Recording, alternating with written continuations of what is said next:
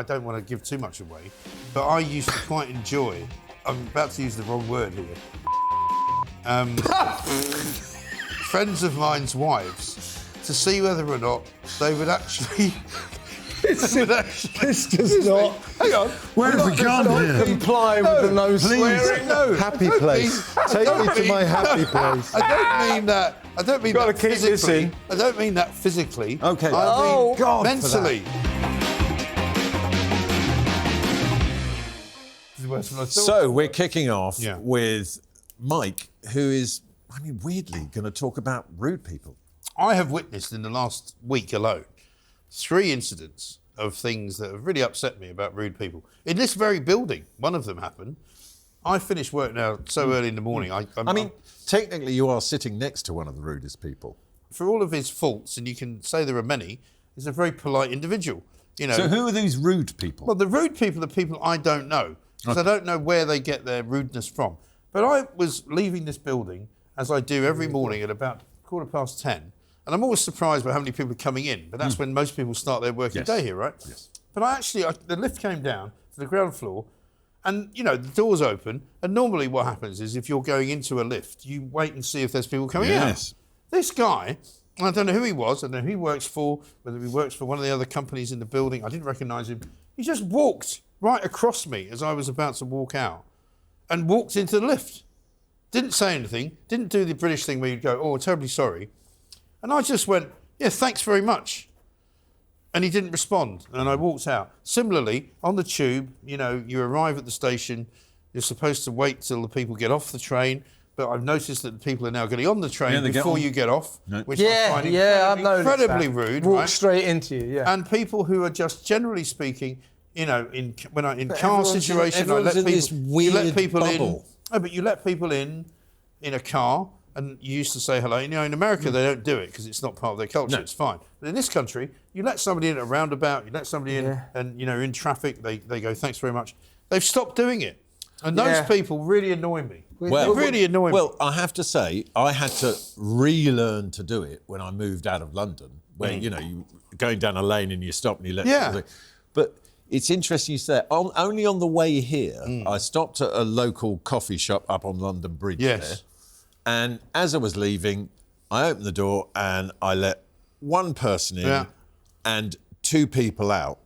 And the 2 people who are out said nothing. And I just went, seriously? Right.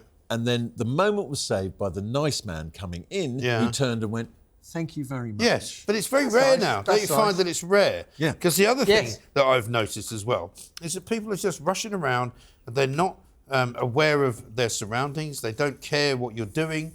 They're not acknowledging the fact that you've done something nice. I mean, I was raised to be polite. Controversially, do you find on the whole it is young people? Not particularly, no. No? No, this character here in this building was probably mid to late 30s. I wouldn't call that young. No. No. I think it's about a kind of, not a class of people, but a type of person who has clearly not been taught to be gracious. But do you think it's worse since lockdown? Because I think so many airs and graces, as they would have been referred to, have disappeared. People have lost any kind of desire to sort of, it's like... Used to be a polite country. This country's getting coarse. Yeah, and people also don't bother. It's like they all got so used to wearing sort of grey marl tracksuits and farting on their sofa for 3 months. So they think they can do that everywhere. But they don't even bother to wear normal clothes. Well, like anymore. you said it before, Like people who eat on the tube, people who eat on trains, they don't care whether you're bothered. The COVID crisis, I don't even like calling it that, the COVID era, it was a self-created crisis. The COVID era has completely recalibrated the nature of this country and the people who live in it. Everybody has changed because of it, and not for the better. That was a disaster. We didn't even have to go into any of it's like when you're trying to sort of make a point, Kev, and Mike's busy trying to fish a piece of rocket out of his wine instead of listening. I think it's an interesting sideshow. No, I am trying to get it. It's an interesting sideshow. Look, I've got it. He's got it. I've got it. It's out. Kev, it's done. Talk to us about community leaders. Right, community leaders, right? They always crop up when you've got a disaster, some kind of accident has happened, or riots, crime scenes. political protests, campaigns. You know, so the TV or the radio goes down to cover it, and the newspapers, and always someone will cover it, and it'll say underneath, you know, not Mike Graham, for example. It wouldn't be Mike, but community leader. Community leader. Yeah, I like that. Who are these people? busybody. Who are they? They are self-appointed. They are always mouthy, full of themselves, verbose, dull, self-important, and their qualification to be the person on the television about what has ever happened is dubious, to say the least. They are always the worst people in the world. And you know, when I've been doing TV shows or radio shows, and producers come up to me and say, "Oh, yeah, I've got this community leader wants to come on." No. If it's a community leader, they're not coming on. They will always be boring. Also, which community? Yeah, exactly. Right? Yeah. I'll tell you who's the queen or the king of that. And you'll remember this from the time in Bonfire of the Vanities and all that in the 90s in New York. Yeah. What we used to call Fat Al Sharpton. Oh, exactly. Who's now Thin Al Sharpton. Yes. He's still around. But he basically built his entire career. Jesse Jackson as well. Well, Jesse Jackson was elected. I suppose so, Was he not governor of Georgia? Yeah, but But no, you're right. He spent a lot of time. Al Sharpton kind of was the opening gambit of all of this, because he was the guy that decided, I represent the black community in New York, and he was huge. And he's now much smaller, but he's still there. Do you think that's Ozempic? Probably. But no, he's not eating any less fried chicken. You know. By the way, this is apropos of nothing. Why in this country do all the newspapers, all the radio stations, the television stations go on and on and on about Ozempic? Because you can't get Ozempic in Britain. It's called Wegovy here.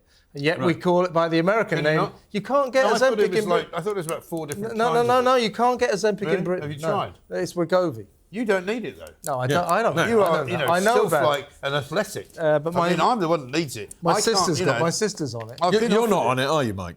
No. No. As you can see. Yeah. My sister's on it. I've been offered it. Or not offered it, but I've had conversations with medical advisors who have said, You should possibly we take could put this, you on Mr. this. Graham. And I've said, I don't think I want to. Yeah, good for you. Because Why friends would of mine who've been on it, and I'm not going to name them, unlike Kevin, who outed his own sister, right, for being on it. Right. Sorry, I'll tell you a story about her in a minute. And they said, "Is it working?" He went, "Not really." No, she carried. So my sister, I see about once. There's a presenter on Dr. Christo. He's lost quite a lot of weight. Yeah. I think Who? that. Don't remember him. No, my sister. I see my sister about once every 6 months. So she came to see me a couple of weeks ago for the weekend, and she went, "Well," like this. "Well," and I go, "What?" She goes, "I've lost 2 stone on Ozempic." I go, "It's not Ozempic, it's Wegovy." But she said, "Didn't you notice?" I go, "No." That's what he said. And he said this on air, right? And I was going, "Oh my God!" And he went, "Yeah, I'm sorry if I've outed her for being on it." But he said, "Actually, it hasn't made any difference." Yeah, well, I Look think at it probably thinner. Can you it imagine? didn't go down well when I can didn't you imagine? notice. Yeah, you're off the Christmas card list. Yeah, I think so. Now, Crikey. there's another subject that I am going to bring up. Yes. Right, which is marriage. Yes. Now, I have a viewpoint on marriage. Do you? As you know, I have been with the same woman for 25 Well, so you say. Yes, no, I have. Without any other women. And as my father used to say, You have the no present interruption? Mrs. Wogan Yeah. and I have... And I've met her. She's a lovely. She's a lovely lady. Yeah. She's a lovely Long-suffering, lady. of Long-suffering, definitely long-suffering. But as I always say, if you've been with the same person that long, you've been divorced at least twice. It's just nobody left. Yeah, you have to recover sometimes from some bad things that have happened. But you take a stance on marriage, which is, would I fall into the category of smug couple because I've been together that long? I'm not sure if you would, because you don't appear to be that smug about it. Well, no, I just tell the truth. I don't think you've got about anything it. to be smug about, to be honest. I mean, No. without wishing to put too fine a point on it. Thanks. I think you're realistic about it. Yes. And you've admitted that, there may have been bumps in the road. There's always bumps in the The road. smug marrieds are the ones that I don't see so many of them now, but I used to see a lot when I was in my 30s and 40s, and you'd be invited to dinner parties, and it'll be like, "Oh, it's Steve and Amanda," or it's, Adrian and Dinah, or, Bob and Carol, or it's Ted and Alice, or it's, those one for the teenagers, or it's, and people become... But it's those they people. become identified by their couple name. Yeah, but so then it's no longer... you're no longer Mark. But you're Mark and. But you're talking whoever. about people who sort of want to project an image of marital bliss, of happiness, that kind of which smug. is all BS. And then, well, that's usually, as you say, BS. Total But that thing of like, people. Do you have any friends in your circle who sort of will imply that despite having been together for 25 years, they're still at it about 3 times a week? Well, I can speak as a relatively well-honed individual when it comes to these matters. Mm-hmm. Kevin will. How many marriages? Yeah. How many Kevin marriages? will attest, not because of the marriages that I've had, but because of the married women that I've slept with. Okay. Right? Many of whom are still married, some of whom ended up splitting up with their husbands because they fell in love with me. Yes. Who can blame them? Who can blame them? But there's a whole litany of it, right? And women, the sexual leviathan. Women, when they reach their sort of 40s and they've been married for 20 maybe years or 15 or something, they want to find somebody else. And whether or not it's a thrill for 5 minutes with, the Italian, guy at the gym or some bloke they met on Or somehow Mike Graham. or me. Yeah. Or not the Italian guy at the gym. I mean, obviously, if they're looking for the Italian guy... I could go. Hang on, Do you know what? I could go for the chiseled stuff, Yeah, but you know what? I'm Scottish having guy Mike not Graham at the gym. instead. Clearly, that's a different mindset, right? I'm not saying I picked up women who were looking for the Italian guy at the gym. Are you saying that women over find 40 who are in long-term women find relationships me- decide to punch down as they get older? Women find me remarkably attractive because I make them laugh. It's as simple as that. They funny don't guy. care Not what I in a look good like. way. They don't care what I look like. And some of them just want to be dominated. No, sorry, that's another story. Whoa. No, Whoa, listen. insight. The thing is that, women and men... Oh, 50 over the Shades of Mike Graham, and over I the just course threw up of- in my own mouth. Over the course of time, the world of family is very complicated, as you've said. And I'm not going to put you on the spot because that would be wrong. And I wouldn't put Kevin on the spot, but Kevin and I have had these conversations. And, it's hard to be faithful to the same woman. It's very hard. I think you can And it may be collectively, at various points, stand on the edge of the abyss that Yeah. is your relationship. Both collectively look at it and go, "That's awful." Yeah. Should we carry on? And at I that all I point, can speak or for... if you say yes at the same Right. time, and then also, great. once you've kind of fallen out of it and you think, I can't get back in there, you can't get back in there. You have to just move on. So the smug marrieds, I believe, and I spent a lot of time on this, I don't want to give too much away, but I used to quite enjoy, I'm about to use the wrong word here, friends of mine's wives, to see whether or not they would actually...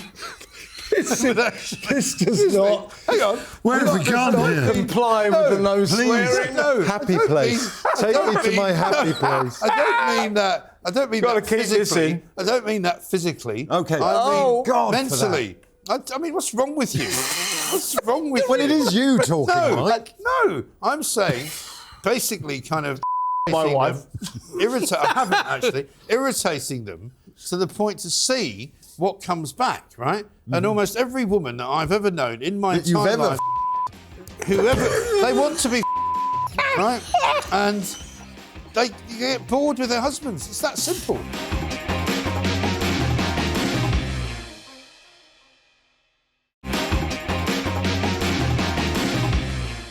How do we go from this to you complaining about Wi-Fi, Mike? Well, I can tell you, I had an episode that happened to me last week. Yeah. I'm worried. Where's this going? Don't worry. And my son decided he wanted to come and stay in my flat in London, right? Right. I just said, look, just be a good kid and don't bugger anything up. Anyway, I came back to the place after he'd spent time there, and I will confess that I had been out drinking.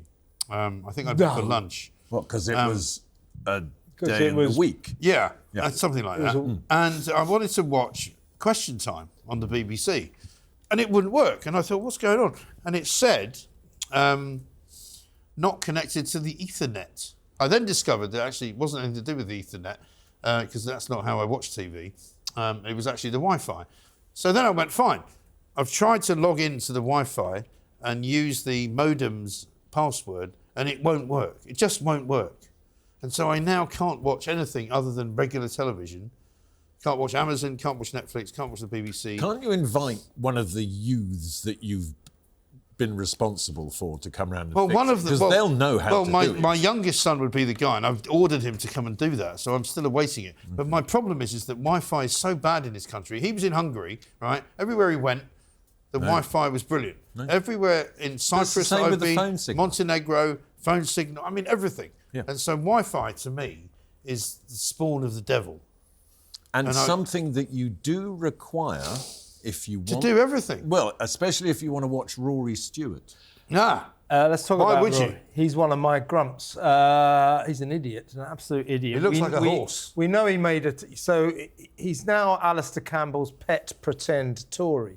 This guy used to be a Tory minister. Yes, he did. And he exemplifies everything that is wrong with the modern Conservative Party. They're pretend socialists. They're socialists pretending to be Tories. And he now makes about 70 grand a week.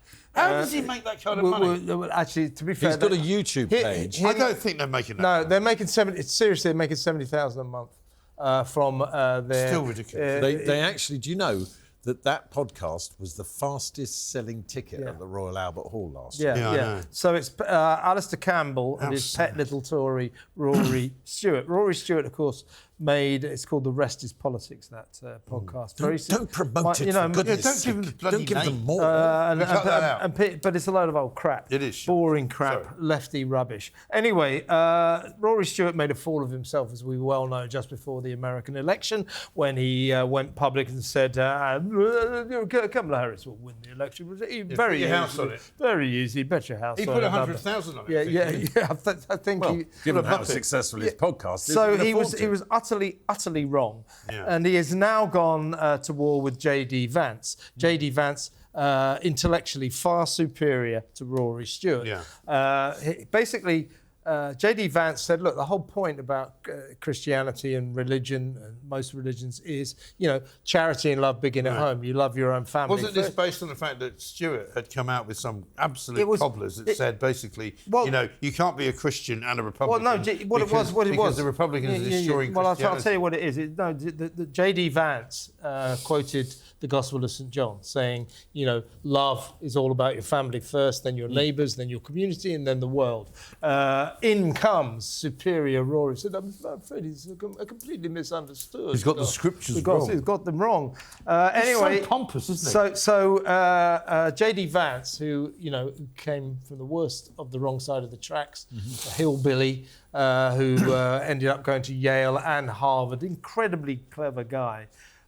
He basically took up Rory Stewart and said, no, you're misunderstanding it. And he said, just Google, if you'd like, Rory, Ordo Amaris, which explains what St. Augustine's philosophizing was in the order of love 1,600 years ago. He lost me now. Then he went, so he's destroying. Crikey. Then he went on, this is the good bit. He said, I've said it before and I'll say it again. The problem with Rory and people like him is that he has an IQ of 110 and thinks he has an IQ of 130. It is this false arrogance that drives so much elite failure and has done for the past 40 years. Which was great. That was the best bit of all of it. But, so in other words, Rory Stewart thinks he's clever. J.D. Vance really is clever and just basically said, you're not that clever, but you think you're cleverer than you are, and you sum up everything that is wrong with political elitism. And I agree with J.D. Vance. And do you know what Rory Stewart's response to that was? He went, I think you'll find that half of the electorate in America has got an average IQ of 110. So are you insulting them? That was his comeback. It was like, you complete little... I think he would have been better off saying, I bet you can't eat an apple through a chain link fence because I can. These days. And also, I've won the Grand National a few times, mate. So don't worry about that. I don't know, what's wrong with you? I want to talk about something a little more pedestrian, which is the painful experience that is having a prescription filled at any pharmacy. What was it a prescription for? For what? Yeah. See, it's inquiring minds want to know. Listen, it was. Do you know what it was for? It's a recurring problem. No. Do you know what it's for? I'm a man of a certain age. Yeah. It was statins. Okay. Okay. Now this is a really common highly prescribed drug. Right. Right? Yeah. It doesn't matter what you're going for. They've got walls full of boxes, but they've never got the thing you've come in for. Oh, that won't be until Monday. Right. You know. And then you go back. Why do they bother? I don't know. Running these pharmacies if they don't have anything. But they seem to be like the system with which you run a pharmacy seems to be archaic. Yeah. Because it's all, they've got a computer. It's all analog, but it looks like it's a sort of Microsoft Windows 95. Also, the people running it are not very bright. Windows 7. They're not very bright, are they? Well, I don't know, but it's everyone's there. So, and they never get your name right. So you go and say, can I have your name? Mark Wogan. Yeah. So they're there. What was your name again? First name? Yeah, that's right. Mark. You're right, every time. Surname? You'll notice they don't say Christian name anymore because they're not allowed to. No, because it's not a Christian name. It's just a first name. Right. And then date of birth. It's like, you've got all this info. Right. I'm coming to pick it up. Yes.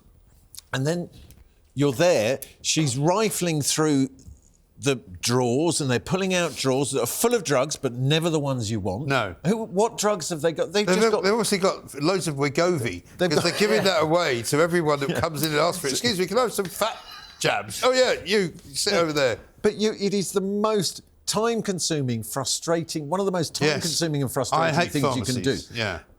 Because they are badly run. And there's always a queue as well. You've got about 4 people in front of you. That takes an hour. Right. You got some old lady. I realise for certain people who may have got to retirement age that it's a hobby. Yes. To go to the pharmacy. They want someone to talk to. You've got someone to go, someone to talk to. Those old ladies, they take ages. But you are there, and then it's like, oh, no, I think it might be in the box that came in this morning. I'll go, and then, you are in there. I know. In the end, you go, I'll come back tomorrow. Right. I've actually taken to going. There's a pharmacy around here, which I use, and if there's anything that I think is going to be tricky, I just go and expectation fixes everything. Keep it low. So just go. I expect you don't have this. If I give you this prescription, would I be able to pick it up tomorrow? And they always go, oh yeah, we can do that, and then you actually feel happy. Yeah. Because I'm like you. If you go in and you go, and they go. I don't think we'd have to order it. Yeah. If you go in there and go, do you know what? I can tell you what's worse than that. In Scotland, when I used to go to the chemist just to get stuff and pay for it, even if it was, something for the weekend. Something for the weekend, for my extraterrestrial habit of looking after other people's wives. I'd go. You'd be behind people who were getting the heroin. What do you call it? Methadone. Methadone. Yeah, methadone. These heroin junkies, because they have to queue up, right? These characters, right? Men and women, completely emaciated. Where were you living in Scotland? In Glasgow. Oh, okay. No, I mean that's where the methadone capital of the world is. You're just living in an episode of an Irving Welsh novel. Yeah, it was. Yeah. And you'd go in, and there'd be these characters there, and they'd be in front of you in the queue. Like, excuse me, I'm actually a paying customer. Oh no. We've got to give these people the methadone. And they're standing there and they give them a little cup and they go like that. And then they go off and... It's very Moorish. I've seen them do that. I believe it's very Moorish. Yeah, it's very Moorish. Why don't they... Scotland, and apparently it's not as bad for you as heroin. But Scotland... But it puts them in a complete stupor. Scotland's like I always say, come to Scotland, we've got the beautiful scotch and we've got the shortcake and all these lovely products. Why don't they add to that list what Scotland's really famous for? Heroin. Junkie. Come to Scotland for our heroin. Dundee is the world capital. I cannot see the Scottish Tourist Board going with that, but that is all for this week. A big thank you, of course, as ever, to Kev and Mike for being as grumpy as anyone can possibly be. See you next week.